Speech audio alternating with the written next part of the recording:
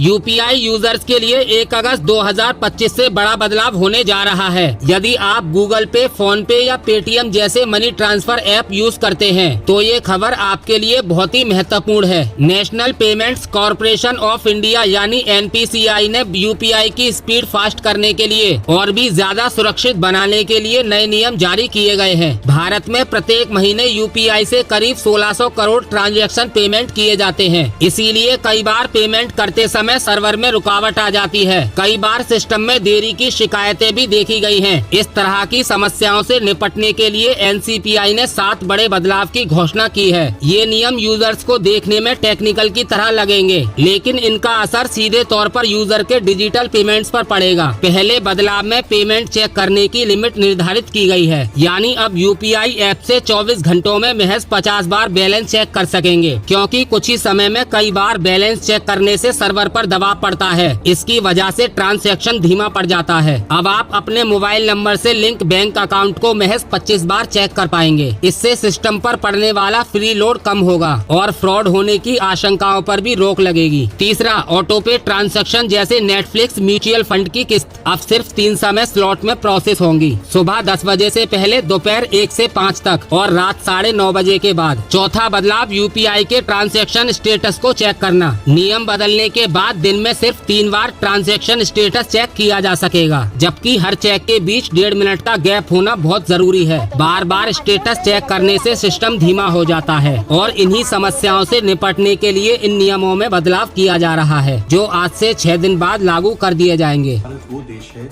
जहां 3 से 3.5% पॉपुलेशन के पास क्रेडिट कार्ड का एक्सेस। एमएसएमईज जो छोटे और मीडियम साइज के बिजनेसेस होते हैं, उनका क्रेडिट बहुत लिमिटेड है।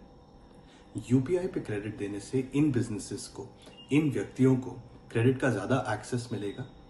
उनके पास अब अपॉर्चुनिटी होगी पैसा वहां लगाने की जहां उनको रिटर्न मिल सकता है। जिस रेट पे उन्होंने क्रेडिट उठाया उससे ज्यादा अगर रिटर्न मिलेगा तो ये उनकी आय बनती है, उनकी आमदनी बनती है।